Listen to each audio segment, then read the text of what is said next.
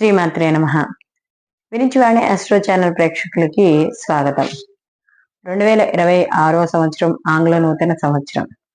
ఈ సంవత్సరానికి సంబంధించి మనం ఈ ద్వాదశ రాశుల వారికి ఏ విధంగా ఉంటుంది అనే విషయాన్ని తెలుసుకుందాం. అయితే కొందరు ఆంగ్ల నూతన సంవత్సర ఫలితాలు కూడా కొంతమంది పరిగణనలోకి తీసుకుంటున్నారు కాబట్టి మనకి వాళ్ళ కోసం ఈ యొక్క ఫలితాలు చెప్పడం అనేది జరుగుతోంది. అయితే మనకి సహజంగా ఉగాదిని మనం నూతన సంవత్సరంగా మనం పరిగణనలోకి తీసుకుంటాం. అయితే ఇక్కడ ఆంగ్ల నూతన సంవత్సరంలో ఆదాయ వ్యయాలు గాని రాజ్య పూజ అవమానాలు గాని ఉండవు. ఇవి కేవలం ఒక రాశిలో ఏ గ్రహం అయితే ఎక్కువ కాలం సంచారం చేస్తోందో ఆ గ్రహాలను ఆధారంగా చేసుకుని మన యొక్క ఫలితాలు అంటే ఈ ఆంగ్ల నూతన ఫలితాలు చెప్పడం అనేది జరుగుతుంది. కాబట్టి ఇక్కడ ప్రధాన గ్రహాలుగా గాని మనం తీసుకున్నప్పుడు ఈ ఒక రాశిలో ఎక్కువ కాలం సంచరించే గ్రహాలు గురుగ్రహము, అలాగే శని భగవానుడు, రాహుకేతువులు.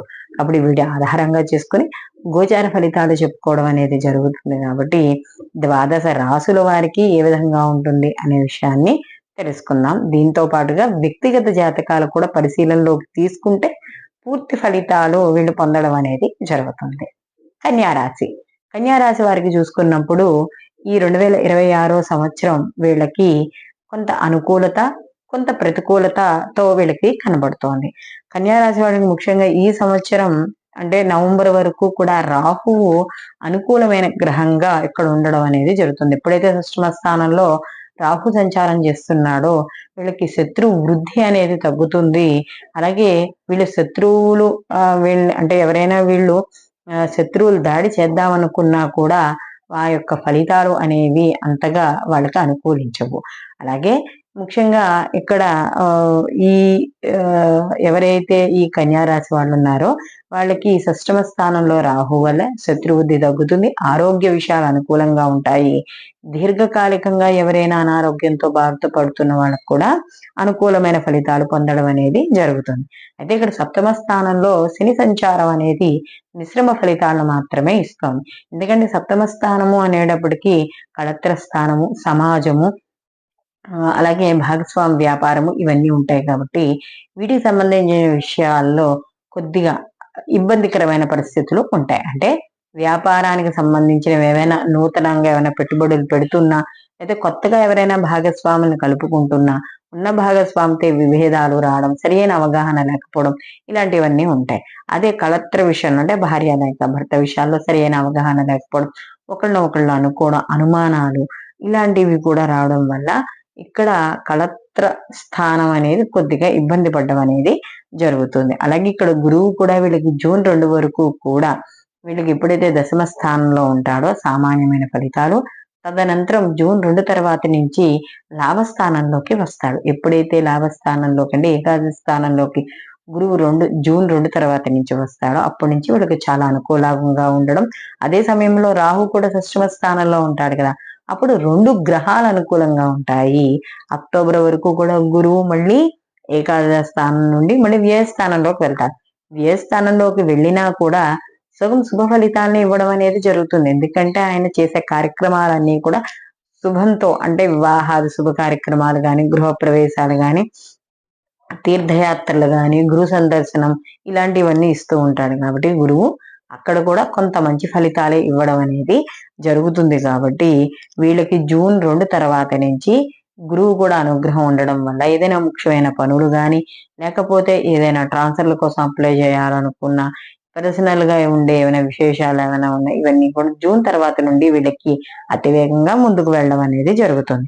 అయితే ఈ రాశి వారికి ఈ సంవత్సరం అంటే ప్రథమార్థం అంతా కూడా రాహు యొక్క బలము, ద్వితీయార్థం వచ్చేటప్పటికి రాహు శని గ్రహాల యొక్క అంటే రాహు అలాగే గురువు బలము ఉండడం వల్ల వీళ్ళకి కొంత అనుకూలమైన పరిస్థితులే గోచరిస్తున్నాయి.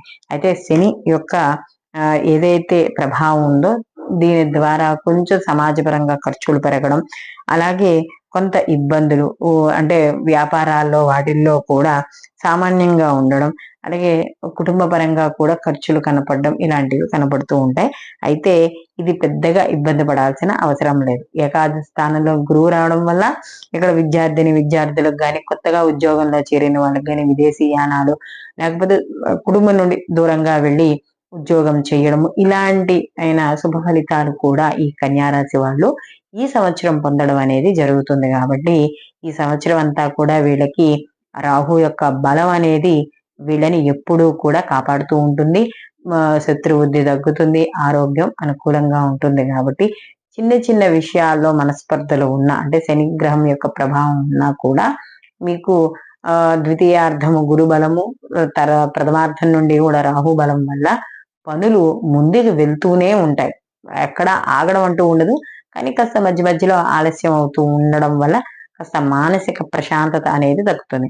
కాబట్టి ఈ మానసిక ప్రశాంతత పొందాలి అంటే మీరు సుబ్రహ్మణ్య ఆరాధన చేసుకోవడం, సుబ్రహ్మణ్య రావలంబ స్తోత్రం చదువుకోవడం, ప్రథమార్థం అంతా గురుబలం లేదు కాబట్టి గురు చరిత్ర పారాయణ చేయడం, లేదా దక్షిణామూర్తి స్తోత్రాలు చదువుకోవడం, ఈ సప్తమ స్థానంలో శని ప్రభావం వల్ల నవగ్రహాలకి ప్రదక్షిణలు, అలాగే శివారాధన ఏదైనా సరే వీటిలో ఏవి చేసుకున్నా కూడా మీరు ఈ ఆంగ్ల నూతన సంవత్సరంలో సంపూర్ణ శుభ ఫలితాలు పొందడం అనేది జరుగుతుంది. అయితే ఇవి కేవలం గోచార ఫలితాలే కాబట్టి వీటిలో వ్యక్తిగత జాతక పరిశీలన కూడా చేసుకుని అప్పుడు పూర్తి ఫలితాలు అనేవి తెలుసుకోవడం అనేది మంచిది. సర్వే జన సుఖినో భవంతు, లోకా సంస్థ సుఖినో భవంతు.